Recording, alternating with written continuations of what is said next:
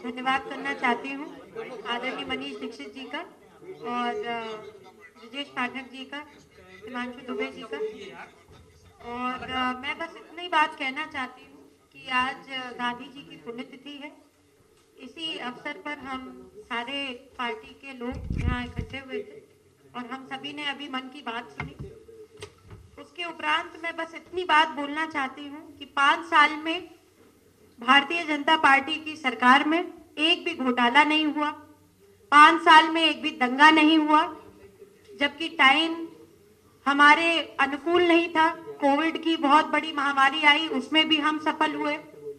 47,000 से ज्यादा भूमाफिया और गुंडे आज जेल में हैं। 2,000 करोड़ की अवैध संपत्तियों पर जिस तरह से आदरणीय यशस्वी मुख्यमंत्री श्री योगी आदित्यनाथ जी ने जिस तरह से कार्रवाई करी है, वो भी बहुत सराहनीय है। और युवाओं, नौजवानों को बिना सिफारिश जो नौकरियां मिली हैं, आज यूपी में कम से कम 39 से ज्यादा मेडिकल कॉलेज हो गए हैं। मैं एक बात और कहना चाहती हूं कि कितने सारे गरीब जो आयुष्मान और स्वास्थ्य रक्षा कवच की ये योजनाओं से लाभान्वित हुए हैं। 5 साल में करीबन 2.5 करोड़ शौचालय बने हैं, 43 लाख लोगों को पक्का घर मिला है, 2 करोड़ गैस कनेक्शन, 15 करोड़ लोगों को डबल राशन मुफ्त मिल रहा है और करीबन 1.5 करोड़ लोगों को बिजली कनेक्शन मिला है। ये हमारी सरकार की कुछ उपलब्धियां हैं। विशेषता मुझे ये भी बात कहनी है कि बहू बेटियां और उनकी सुरक्षा को लेकर के माननीय यशस्वी प्रधानमंत्री श्री नरेंद्र मोदी जी और हमारे प्रदेश के मुख्यमंत्री श्री योगी आदित्यनाथ जी हमेशा बहुत चिंतन करते हैं और उनके लिए जितनी भी विमेन एम्पावरमेंट की स्कीम्स चल रही हैं, ना इससे पहले कभी थी और ना ही उनका इम्प्लीमेंटेशन इतनी अच्छी तरीके से हुआ है। अपराधी पलायन कर गए हैं क्योंकि यूपी में बीजेपी की सरकार है और गुंडा राज, भ्रष्टाचार, दंगा राज से मुक्त प्रदेश भाजपा की सरकार में है। मैं एक बहुत इंपॉर्टेंट पॉइंट के बारे में भी आपसे चर्चा करना चाहती हूं कि आजकल कांग्रेस पार्टी ये बोलती है कि बेटी हूं और लड़ सकती हूं, लड़की हूं लड़ सकती हूं। मैं पूछना चाहती हूं, ये एक बहुत फेमस आर्टिकल है अभी, कि पंजाब में क्या बेटियां नहीं है, लड़कियां नहीं है? और वहां पे इसी आर्टिकल में लिखा हुआ है कि उनकी प्रदेश की महिला अध्यक्ष बलवीर रानी सोडी, उन्होंने कहा कि पार्टी में किस तरह से महिलाओं को नजरअंदाज किया गया, एक टिकट नहीं दी गई। तो क्या सिर्फ चुनावी, क्योंकि यहां पर संग्राम है इसलिए कांग्रेस को ये याद आ रहा है कि यहां पर लड़की हूं लड़ सकती हूं? और मैं तो ये भी कहूंगी कि हमारा पड़ोसी जो उत्तराखंड है, उसकी जो महिला मोर्चा की अध्यक्ष है, वो भी आज हमारी भारतीय जनता पार्टी में आई है क्योंकि वो भी वहां प्रताड़ित महसूस कर रही थी। तो इस तरीके की जो राजनीति है कि सिर्फ प्रियंका जी जो सिर्फ स्लोगन दे देती हैं, करना नहीं है कुछ, स्लोगन की राजनीति करनी है। तो स्लोगन की राजनीति से कुछ नहीं होगा। उससे हाँ, हो सकता है आप जैसे अच्छे मीडिया भाइयों का कवरेज जरूर मिल जाए, पर देश जानता है कि विकास कौन कर रहा है। विकास सिर्फ मोदी जी के नेतृत्व में और आदरणीय योगी जी के नेतृत्व में उत्तर प्रदेश में हुआ है, दिख रहा है, होगा। और 2022 में भारतीय जनता पार्टी दोबारा पूर्ण बहुमत से फिर से सरकार बनाएगी। जय हिंद, जय भारत। 2012 से लेकर 17 तक उत्तर प्रदेश का क्या हाल था आप सबको भी पता है और जनता को भी पता है। उन्होंने सत्ता में आने के बाद क्या किया, ये किसी से छुपा नहीं। उन्होंने जो वादे किए थे उसको कचरे में डाल दिया और कहानी बदलाव की नहीं लिखी, उत्तर प्रदेश को बदनाम करने की लिखी, उत्तर प्रदेश के संसाधनों को लूट करने की कहानी लिखी और कहानी लिखी युवाओं को, नौजवानों को जो नौकरियां मिल रही थी उनकी लूट की कहानी लिखी। आप सबको याद है उत्तर प्रदेश का जो लोक सेवा आयोग है वो प्रयागराज में स्थित है। उस समय के छात्रों ने लोक सेवा आयोग को नाम बदल दिया था और उसके लोक सेवा के आगे लोक हटा करके एक विशेष नाम लिख दिया गया। किसी से छुपा नहीं, आप सबको याद है, मीडिया फुटेज आप निकालोगे मिल जाएगा। मतलब नौजवानों को एग्जाम के नाम पर उनकी प्रतिभा से खिलवाड़ किया गया, पैसे लेकर खुलेआम बड़े बड़े पदों पर भर्ती की गई और सूची निकलती थी तो लगता था एक ही गांव के लोग हैं, एक विशेष दफा पात्र लोग हैं और उनसे भी पैसे की लूट की गई, दोहन किया गया। हद तो तब हो गई जब कैबिनेट में उन्होंने बलात्कारी को कैबिनेट का ओहदा देने का काम किया। आपसे छुपा नहीं है, 15 दिन पहले उसे बर्खास्त किया, 15 दिन बाद फिर उसे कैबिनेट का दर्जा दिया, पहले राज्य मंत्री से बर्खास्त किया। और घोटालों की जहां तक बात है, एक लंबी फेरिस्त घोटालों की उत्तर प्रदेश में समाजवादी पार्टी के शासनकाल में हुई थी। खनन घोटाला किसी से छुपा नहीं, उसके अभियुक्त आज तक जेल में है। पेंशन घोटाला किसी से छुपा नहीं है, छात्रवृत्ति घोटाला किसी से छुपा नहीं है, राशन घोटाला हुआ जो गरीबों का अन्न है, गरीबों का राशन है, लैपटॉप घोटाला हुआ, कितने लैपटॉप आए थे, कितने बटे और उनमें कितना पेमेंट हुआ, पूरी तरह से भ्रष्टाचार, सरकारी संसाधनों को, जनता के पैसे को लूटा गया। शुल्क प्रतिपूर्ति घोटाला, आप जानते हैं कि जो हमारे एससी एसटी समाज के भाई हैं, जो ओबीसी समाज के हमारे स्टूडेंट्स हैं, उनको हमारी सरकार शुल्क प्रतिपूर्ति करती है। फर्जी नामों से पैसे निकाले गए, एससी एसटी ओबीसी के नाम से करोड़ों रुपए डकात करके सरकारी संरक्षण में इन लोगों ने खुलेआम लूट करने का काम किया था। कन्या विद्याधन घोटाला, उसके नाम पर करोड़ों रुपए लूटे गए, किसी से छुपा नहीं। हद तो तब हो गई जब लखनऊ जो राजधानी है प्रदेश की, गंगा को हम मां मानते हैं और गोमती को भी उसी तरह मां गंगा की तरह ही हम लोग पूछते हैं लखनऊ के लोग। पूरी गोमती नदी को डिस्टर्ब करने का प्रयास किया गया। पूरी तरह से रिवर फ्रंट घोटाला आज सुर्खियों में है। आप जानते हैं कि कार्रवाई प्रचलित है, अरबों रुपए की लूट हुई, पैसे कहां गए किसी को आज पता नहीं है। हद तो तब हो गई, पूरे हिंदुस्तान में आज कोई व्यक्ति अगर चाहता है कि कहीं अपना घर बनाना चाहता, आशियाना बनाना चाहता है तो बेस्ट डेस्टिनेशन मानता है नोएडा को, और उत्तर प्रदेश की नाक है नोएडा। नोएडा अथॉरिटी को गिरवी रखने का काम तत्कालीन सरकार के लोगों ने किया था और कौन लूट रहा था किसी से उत्तर प्रदेश की जनता से छुपा नहीं, और मीडिया के हमारे मित्र जानते हैं। और हद तो तब हो गई जब इन्होंने लोहिया ग्राम योजना चलाई। लोहिया जी के नाम पर, जिनके नाम पर पूरा दल चलाने का नाम करते हैं, लोहिया जी, मैं याद दिलाना चाहता हूं, अंबेडकर नगर के बहुत ढेर सारे पत्रकार मित्र यहां होंगे। लोहिया जी अंबेडकर नगर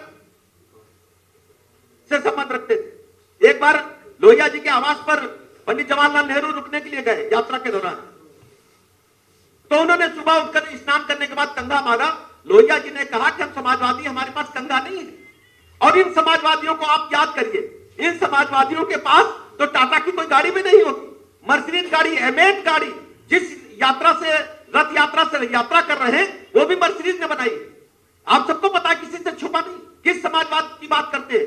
समाजवाद इनका ढकोसला है, नाटक है, केवल जनता को गुमराह करने के लिए समाजवाद है। ये समाजवादी नहीं, ये लूट तंत्रवादी है। इन्होंने पूरी तरह से लुटेरों को, आतंकियों को, उत्तर प्रदेश के जो माफिया हैं उनको इकट्ठा करके एक योजनाबद्ध तरीके से सरकारी संसाधनों को लूटने के लिए एक योजना बनाई और जनता के बीच में निकल करके गुमराह करने का काम कर रहे हैं। उत्तर प्रदेश की जनता अच्छी तरह जानती है। उत्तर प्रदेश के लोग बहुत ही समझदार हैं, वो जानते हैं कि उत्तर प्रदेश को सिर्फ भारतीय जनता पार्टी बचा सकती है। और भारतीय जनता पार्टी ने तय करा दिया, जैसा कि अभी आप सुन रहे थे, कि आज जो गरीब आदमी है, जो आम आदमी है, वंचित आदमी है, माननीय प्रधानमंत्री जी ने सबको निःशुल्क आवास देने का काम किया। हमारे मन में आशियाना एक पाने की इच्छा होती है, आपके मन में होती है, हर गरीब के मन में इच्छा होती है कि अगर बड़ा आदमी पक्की छत के नीचे रह रहा है तो हम तो झोपड़े में पैदा हुए, लेकिन हमारा बेटा झोपड़े में न रहे, वो भी उसके लिए पक्की छत चाहता है। दुनिया में किसी ने नहीं सोचा। आदरणीय प्रधानमंत्री नरेंद्र मोदी जी ने भारत में योजना लागू की कि कोई गरीब अब बगैर पक्के मकान के नहीं रहेगा। सबको मकान देने का निर्णय आदरणीय प्रधानमंत्री जी ने लिया और सबको मकान दे रहे हैं हम लोग। सबके लिए शौचालय। याद है दोपहर को क्या होता था? अगर बहू बेटी का पेट खराब हो जाए, किसी बुजुर्ग का बीमार लग जाए, तो उसको रात में इंतजार करना पड़ता था। और सड़क के किनारे जब हमारी बहन बेटियां बैठती थी, बहुएं बैठती थी, तो गाड़ी की जब हेडलाइट आपकी पड़ती थी तो उनको किस व्यवस्था से खड़ा होना पड़ता था, ये तथ्य सर्व झुक जाता था। आजादी के 70 साल के बाद हम उन्हें नहीं दे पाए। आदरणीय प्रधानमंत्री जी ने व्यवस्था की, सबको शौचालय देने का काम किया। कोई बीमारी घर में लग जाए तो क्या होता था, गहने बिक जाते थे, खेती बिक जाती थी, घर बिक जाता था। 5 लाख तक का निःशुल्क इलाज आदरणीय प्रधानमंत्री ने देखा था। महीने में 2 बार राशन मिल रहा है। ऐसी सैकड़ों योजनाएं, हर गरीब आदमी के जीवन स्तर में उत्थान हो, वह सम्मान से जी सके, मुख्य धारा में रह सके। हमारे पंडित दीनदयाल उपाध्याय जी एकात्म मानववाद का जो सिद्धांत है, वास्तव में अगर किसी ने लागू करने का काम किया है तो भारतीय जनता पार्टी की सरकार ने, आदरणीय प्रधानमंत्री जी ने उसे चरितार्थ करने का काम किया है। आज उत्तर प्रदेश के लोग लूटने की योजना बना रहे हैं, डिस्टर्ब करने की योजना बना रहे हैं। हमने जब उनकी सूची देखी, आपके समझ में आया था, जब प्रत्याशियों की सूची देखी, लूट, डकैती, हत्या, बलात्कार, खनन घोटाला, इवन देन मैं बताऊं मनी लॉन्ड्रिंग तक के आरोपियों को आपने टिकट दे दिया है। आप कहना करना क्या चाहते हैं उत्तर प्रदेश को लेकर के, और सहयोगियों के साथ व्यवहार क्या है आप सब जानते हैं। इसलिए मैं आप सबसे अपील करना चाहता हूं कि उत्तर प्रदेश को कानून का राज स्थापित करने वाले, उत्तर प्रदेश में अमन चैन लाने वाले, उत्तर प्रदेश को डेवलपमेंट विकास के मोर्चे पर चतुर्मुखी विकास की ओर ले जाने वाले भारतीय जनता पार्टी को, आदरणीय योगी जी को, और विशेष रूप से मैं याद दिलाना चाहूंगा, उत्तर प्रदेश में 1000 से अधिक दंगे हुए थे, लेकिन कुछ दंगों की याद आपको भी होगी, क्योंकि हमारे जर्नलिस्ट में कई बार दंगों की चपेट में आगे कवरेज करने के लिए। मुजफ्फरनगर दंगा पूरी दुनिया में फेमस हुआ था, सहारनपुर दंगा किसी से छिपा नहीं है, मथुरा में भी दंगा हो गया, और मऊ में भी दंगा हुआ था, और लखनऊ की सड़कों पर क्या हुआ था आप लोगों को लखनऊ के रिपोर्टर जानते हैं। 1000 से अधिक लोग हाथों में कांटा, बल्लम, लाठी लेकर के और हजरतगंज चौराहे तक आ गए थे, किसी से छुपा नहीं। और समाजवादी पार्टी के लोग सरकार में बैठ करके तालियां बजाने का काम करने के लिए कर रहे हैं। हमारा चेहरा संग जो राजधानी में तांडव हो रहा है। इसलिए मैं मित्रों आपसे अपील करना चाहता हूं, उत्तर प्रदेश के जनमानस को हमारी बातें पहुंचाएं और उत्तर प्रदेश में अमन चैन कायम रखने के लिए, कानून का राज स्थापित करने के लिए, विकास के हर मोर्चे पर बहुत तेजी के साथ बढ़ने वाला प्रदेश बनाने के लिए कमल फूल के आगे बटन दबा करके हमें ऐतिहासिक मतों से सभी प्रत्याशियों को जिताने के लिए अपील हमारे प्रदेश की जनता तक पहुंचाएं और हमें पुराना आंकड़ा 300 पार दिलाएं, प्रचंड बहुमत की सरकार बनाएं। बहुत बहुत आभार, अभिनंदन आपका।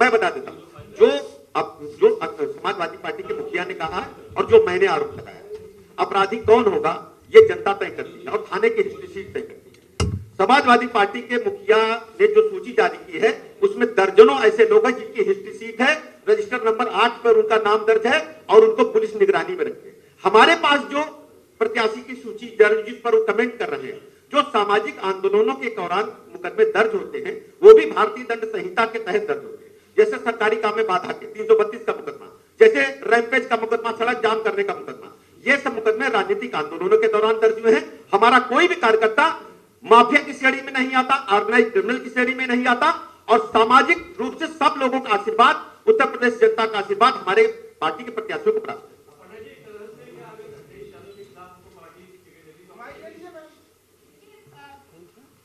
पार्टी में बहुत सूझबूझ रखने वाले लोग हैं और इस तरीके की बात आप लोगों के मन में क्यों आ रही है ये मुझे नहीं पता, पर हमारी पार्टी में एक संगठित रूप से डिसाइड होता है कि कौन चुनाव लड़ेगा, कौन चुनाव नहीं लड़ेगा। अभी जिस भूमिका में हूँ मैं आपको उसी चीज का उत्तर दे सकती हूँ, और अभी मैं यहाँ पे जिन मुद्दों को उठाने आई हूँ मैं उसी बात पे बात करूँ। मैंने विनोद जी कोई इस तरीके की बात नहीं कही थी। आप उस इंटरव्यू को कृपया ध्यान से सुन लीजिए। जी क्या कह रहे हैं? ठीक है, हर विरोधी इसी तरह से बयानबाजी करते रहेंगे तो क्या उनके बयान हम लोग जो है सीरियस ले लें क्या? अभी आपको पाठक जी ने उत्तर दिए। एक बात मैं और बता दूं कि अभी आप लोग हमें पूछेंगे घंटे बाद, आप सभी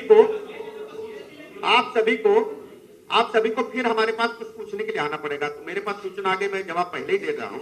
कानपुर में एक दलित कार्यकर्ता को, दलित व्यक्ति को पूरी तरह से पीटा गया है और वो समाजवादी पार्टी के लोगों ने पीटा है। बहुत ही दुखद घटना है। अभी तक ये ऐसे लोगों को सड़क पर तांडव कर रहे थे, प्रेस पर हमला कर रहे थे। अभी कल की घटना, प्रेस वाले को पीटा गया, किसी से छुपा नहीं। आज कानपुर के अखबारों में छपा है कि दलित बुजुर्ग को पीटा गया। मैं इसकी वो घोर निंदा करता हूं, कार्रवाई की मांग करता हूं।